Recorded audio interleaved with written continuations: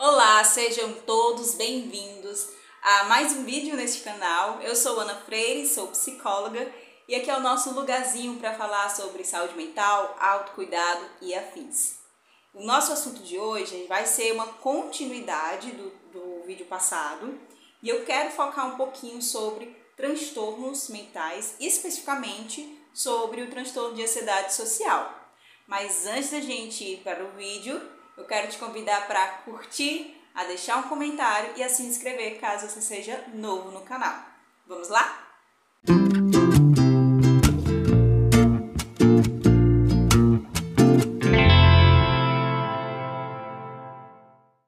Então, gente, eu quero iniciar esse vídeo recapitulando um pouquinho sobre a timidez. Lembra que eu falei sobre isso no último vídeo e comentei sobre você ser tímido mesmo, você sendo uma pessoa introvertida ou uma pessoa extrovertida?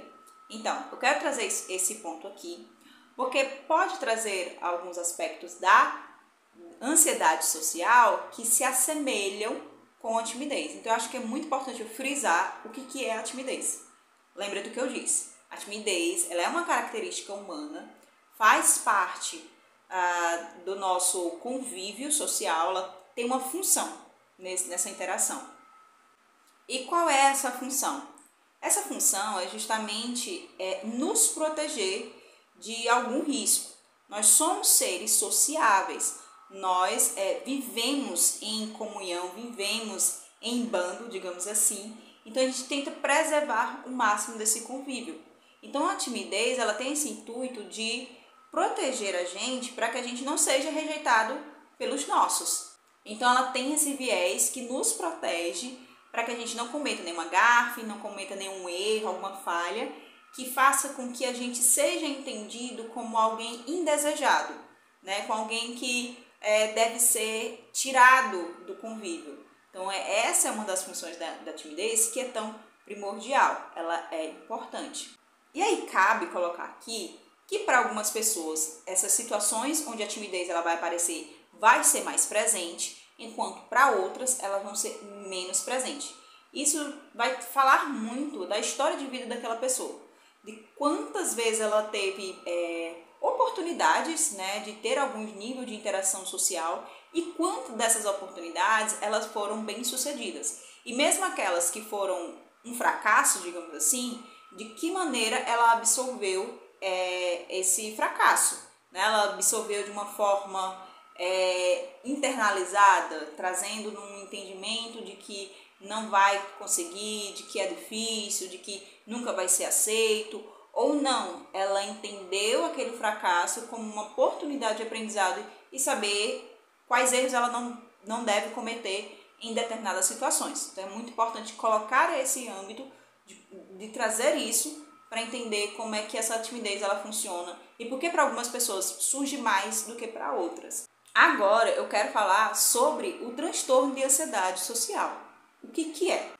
E como o próprio nome já diz, é um transtorno que tem uma característica bastante nítida a ansiedade. E transtorno, a gente entende aqui que isso é tudo aquilo que afeta de modo geral a vida da pessoa, né? Ao contrário da timidez, tende a timidez a atrapalhar em algum certo nível pequenas situações, de forma pontual, de forma esporádica. Quando já é um transtorno, já é uma outra realidade. O impacto, os prejuízos é visto em todas as áreas da vida daquela pessoa. Então, ela não vai ter só uma situação ou outra onde essa ansiedade vai atrapalhar no convívio social. Na verdade, em toda e qualquer situação, há a presença dessa ansiedade que torna prejudicial a relação do indivíduo com o seu meio. Então é muito importante a gente entender isso justamente, por isso que eu disse que ia trazer a timidez para esse vídeo, para a gente entender que não é uma timidez, não é uma besteira, uma frescura da pessoa, e também para entender que a timidez não necessariamente é um problema, né? Que a timidez ela não é uma coisa que já é um perigo. Agora, quando vem a ser um transtorno, existe um impacto muito negativo na vida daquele indivíduo e aí a gente vê muitas consequências negativas na forma de se relacionar, na forma de se ver, na forma de resolver os problemas da vida que devem ser levados em consideração. Então, o transtorno é algo que abrange toda a vida da pessoa. Em relação à ansiedade, é importante destacar que refere-se ao medo excessivo de ser avaliado negativamente pelos outros. E destaque-se para a palavra excessivo, tá? Porque na timidez também existe o medo, como eu falei anteriormente, de ser avaliado pelas outras pessoas de forma negativa. Porque a gente é um ser sociável, a gente vive em comunidades. Então, é importante para a gente valoriza esse contato, né, entre as pessoas, esse vínculo que é estabelecido. Tá? Então, na timidez tem isso? Tem. Na ansiedade social também tem, mas é de forma excessiva, ao ponto de prejudicar, por isso ser chamado de transtorno, de prejudicar totalmente a vida da pessoa. Então, é um medo de, por exemplo, de você andar na rua e de achar que as pessoas estão te olhando, que as pessoas estão avaliando seu modo de andar, que as pessoas estão avaliando como é que você está se vestindo. Então, é esse medo que geralmente a gente nem está pensando. Numa situação específica, a gente nem está pensando que o outro está pensando sobre nós. A gente não leva isso em consideração. Então, a gente precisa entender que existe esse medo excessivo que é fora da realidade. Não tem nada ali do meio que demonstre que aquele medo ele é racional, de que aquela insegurança ela é real, né? Real no sentido de a qualquer momento a pessoa de fato vai acontecer algo ruim com ela. Não, a mente dela está projetando algo que faz com que imagine-se que algo de muito ruim irá acontecer. Então é muito importante destacar isso, entender esse medo de forma excessiva e esses prejuízos que trazem para a vida da pessoa como um todo. E aí, como é que surge esse transtorno? Em que momento a gente pode ver sinais dele? Antes de eu definir, eu quero destacar que o transtorno de ansiedade social ele tem uma carga genética, porém, só essa carga genética ela não é o suficiente e precisa de um certo gatilho para que possa esse transtorno vir, que é justamente o contexto familiar, né? O ambiente onde essa criança, esse adolescente cresceu, que contribuíram para o desenvolvimento do transtorno de ansiedade social. E é um transtorno que se estabelece ali entre a infância até o início da vida adulta, porque vai se desenvolvendo à medida que o ambiente onde essa criança está crescendo, esse adolescente está crescendo, é extremamente conturbado, extremamente propício para o desenvolvimento de um transtorno de ansiedade social, tendo em consideração essa carga genética, como eu disse anteriormente, né? Para ficar pensando, então toda criança que quer crescer nesse ambiente vai ser uma criança que vai ter um transtorno de ansiedade social? Não necessariamente. Tem outras coisas que envolvem, mas é importante a gente perceber que esses sinais eles vão sendo construídos a partir da infância e até ali, adolescência, o início da vida adulta, já é que é mais estabelecido o transtorno. Eu estava lendo um livro, tem um livro que eu utilizo muito, né, gosto muito de estudar sobre ansiedade, né, e tem um dado, uma informação de que é comum, pelo menos nos Estados Unidos, de essas pessoas, mesmo que o transtorno se desenvolva até o início da vida adulta, elas tendem a procurar ajuda mais a partir dos 30 anos, por aí, né? Então existe até uma demora, é só um fato curioso, existe até uma demora na busca de um tratamento, na busca de um acompanhamento. E daqui a pouco eu vou falar algumas coisas que faz sentido porque essa demora.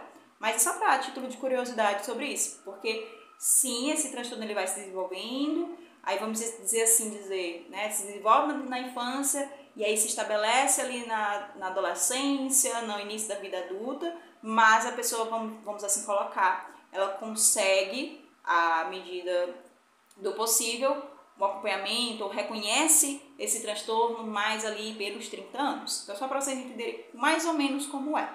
Uma das características da ansiedade social, que vai ser reflexo desse medo excessivo, é a inibição comportamental.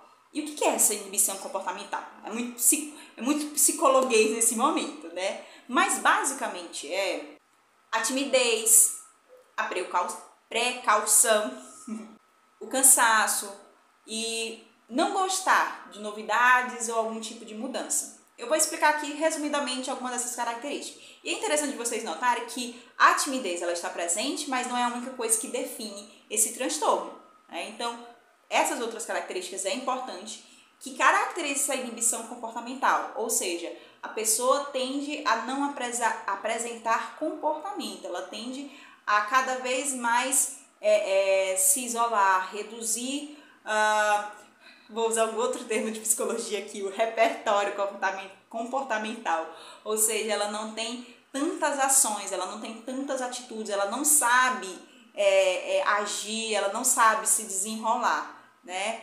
Então, dentro dessa inibição, tem a timidez, como eu coloquei, tem a precaução, então é uma pessoa muito cuidadosa, extremamente cuidadosa, está o tempo todo ali prevendo o que pode acontecer, então ela vai tentar, vamos dizer assim, antecipar uma solução para aquilo que pode acontecer, e ela vai estar se protegendo ali para não correr nenhum tipo de risco, né?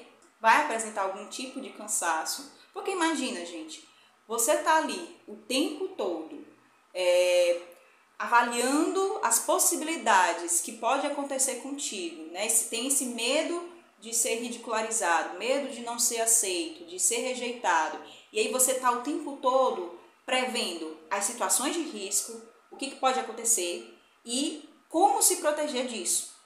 De um modo geral, isso acaba cansando o corpo e a mente. Você está ali o tempo todo pensando, fazendo com que sua mente só se volte para isso. Então vai gerar um cansaço que muitas vezes não é compreendido, mas é por causa dessa ação, né, mental que está ali o tempo todo ocorrendo. E a questão de não gostar de novidades ou mudanças. Lembra?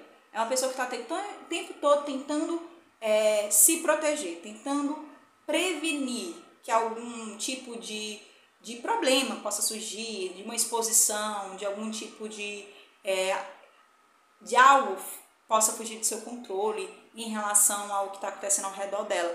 Então imagina, essas mudanças ou algum tipo de novidade é um elemento novo que ela vai ter que se preparar. É muito mais confortável quando a gente já está num ambiente conhecido, num ambiente que a gente já sabe o que fazer, num ambiente onde a gente já sabe como, né, se proteger, como agir, mesmo que sejam ações, mesmo que sejam comportamentos que sejam prejudiciais para nós, né? A longo prazo é prejudicial, mas naquele momento alivia a ansiedade, alivia a tensão.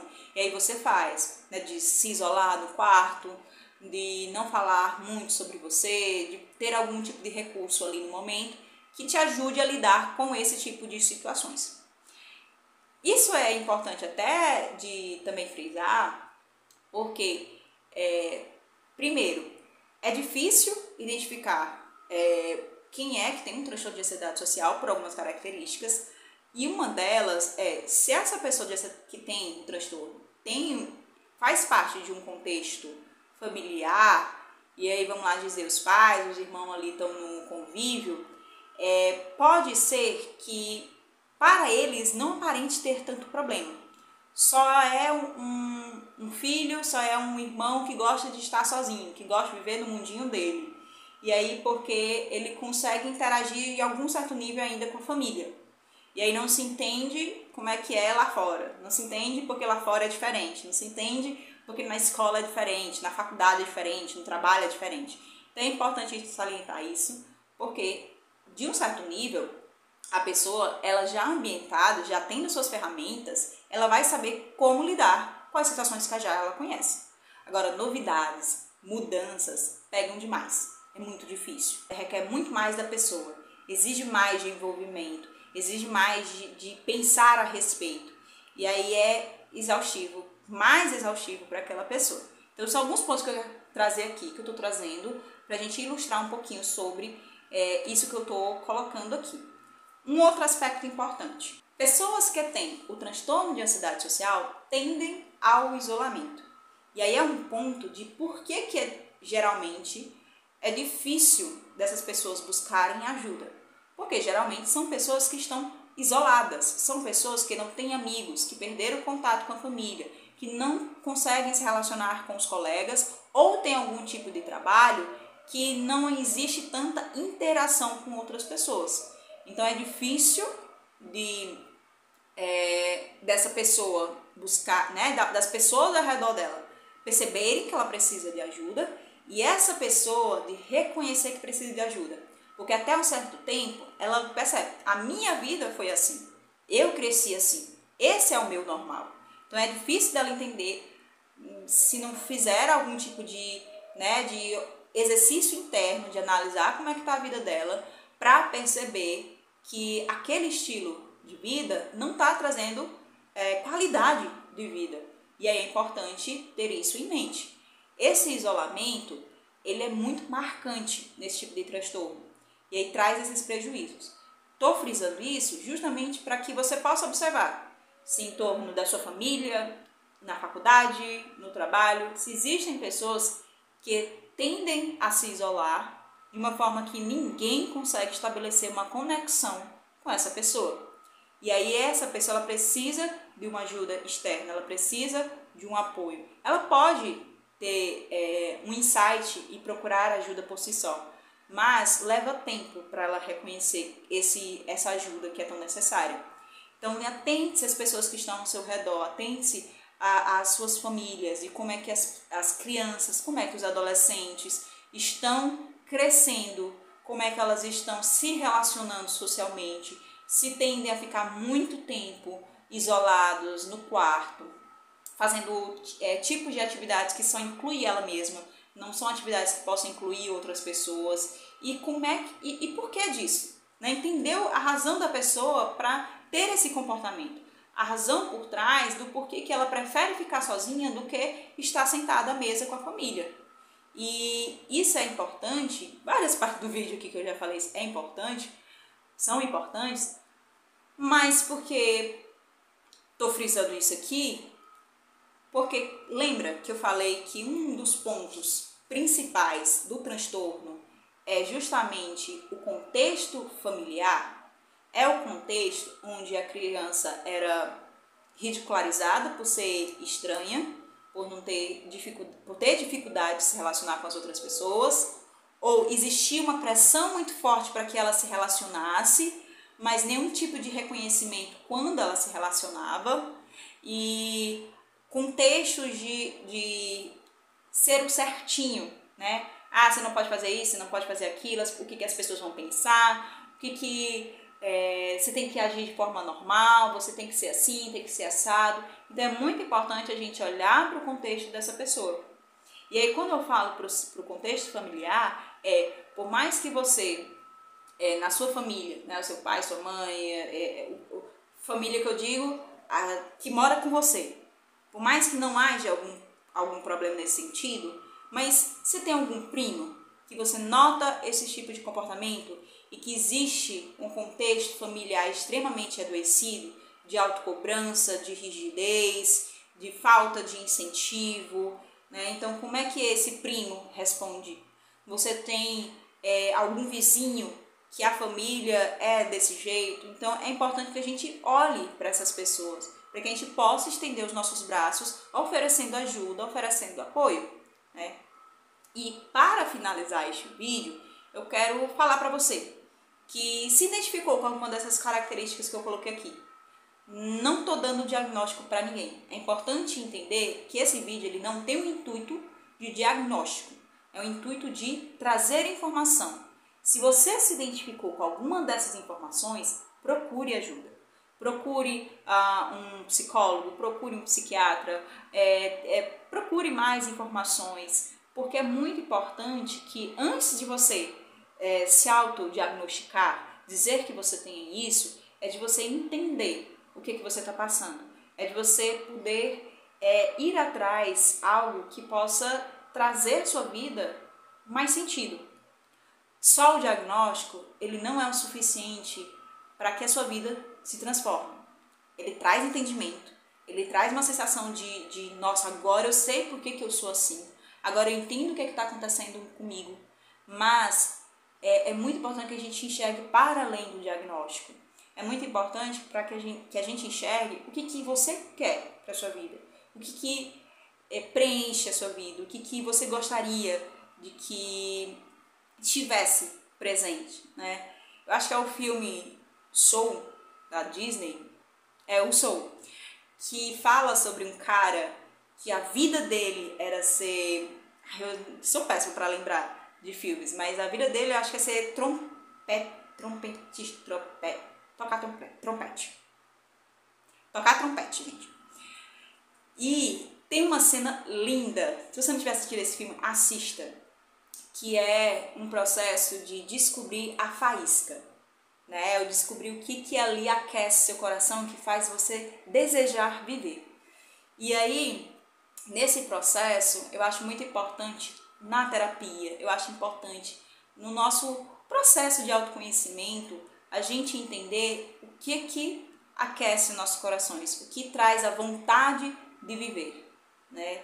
E isso eu quero trazer para você, mesmo que você já tenha um diagnóstico, mesmo que você já esteja procurando o diagnóstico. O diagnóstico ajuda, faz você entender muita coisa, mas eu quero que você olhe para além disso. Quero que você olhe para o que ainda desejo para essa vida, ou o que eu quero poder construir nessa vida. E o descobrir, eu não sei qual o sentido, eu não sei a minha faísca, mas o que eu posso descobrir nesse caminho ao entender, ao buscar essa faísca. Vou deixar aqui como dica, assiste esse filme que ele é muito lindo, maravilhoso. Eu adorei esse filme, apesar de não lembrar de muita coisa, mas a mensagem ficou, tá? Juro que a mensagem ficou. Mas é isso que eu quero trazer. Sei que o encerramento ficou longo, juro que isso aqui era um encerramento. Mas eu acho importante a gente entender que a gente vive para além dos transtornos, a gente vive para além do diagnóstico. E vou até aproveitar e puxar o gancho do primeiro vídeo do canal, que é sobre o que é ter saúde mental. Então, se você já tem o diagnóstico de transtorno de ansiedade social, assista este vídeo. Eu não sei se fica aqui ou aqui, em algum canto eu vou colocar o vídeo sobre o que é ter saúde mental. E eu espero que esse vídeo aqui tenha sido útil para você. Até mais, a gente se vê no próximo. Tchau, tchau!